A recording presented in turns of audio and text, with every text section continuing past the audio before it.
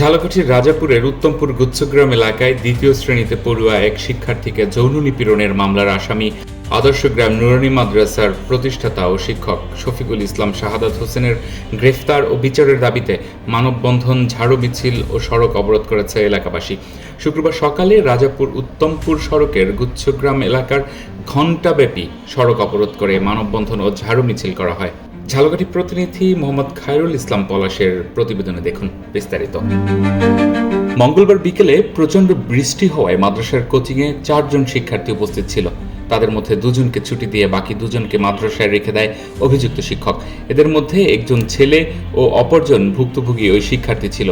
অভিযুক্ত শিক্ষক ছেলেটিকে কৌশলে মাদ্রাসার রুম ঝাড়ু দিতে পাঠিয়ে দিয়ে মেয়ে শিশু শিক্ষার্থীকে তার কোলের উপর বসিয়ে তার শরীরের বিভিন্ন স্থানে হাত দেয় এবং অশালীন আচরণ করে। এ সময় মাদ্রাসার পাশের বিল্ডিংয়ের একটি কক্ষ থেকে একটি মেয়ে সে দৃশ্য দেখে ফেলে।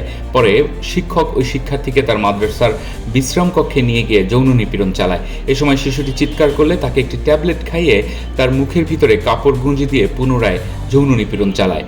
এরপর কক্ষটি তালা দিয়ে অন্যত্র চলে যায়। পরে শিশুটি চিৎকার করলে অপর শিক্ষার্থী ওই কক্ষের তালা খুলে তাকে বাইরে বের করে নিয়ে আসে। এ ঘটনা জানাজানি হলে স্থানীয়রা ক্ষিপ্ত হয় এবং ওই মাদ্রাসাটিতে ব্যাপক ভাঙচুর চালায়। মানববন্ধনে বক্তারা বলেন, দীর্ঘদিন ধরে শিক্ষক শফিকুল ইসলাম শাহাদাত তার মাদ্রাসা শিশুদের যৌন হয়রানি করে আসছে। গত মঙ্গলবার বিকেলে মাদ্রাসার কোচিংয়ে পড়তে গেলে শিক্ষক শাহাদাত হোসেন দ্বিতীয় শ্রেণীর এক শিক্ষার্থীকে তার কক্ষে যৌন নিপীড়ন চালায়। এ ঘটনায় শিশুটির মা বুধবার রাজাপুর থানায় মামলা করলেও পুলিশ এখনো আসামিকে গ্রেপ্তার করতে পারেনি। আর এখনো সে আজকে 5-6 দিন হয়ে যায়, এখনো সে অ্যারেস্ট হয় না। কেন পুলিশ প্রশাসন নীরব কেন? শাহাদাত বদমাইশের কঠিন বিচার চাই আমাদের দাবি। তাই দ্রুত সময়ের মধ্যে আসামিকে গ্রেফতার করে বিচারের দাবি করেন বক্তারা।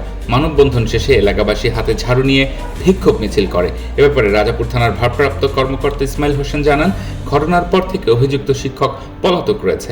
তাকে গ্রেপ্তারে পুলিশের অভিযান অব্যাহত রয়েছে।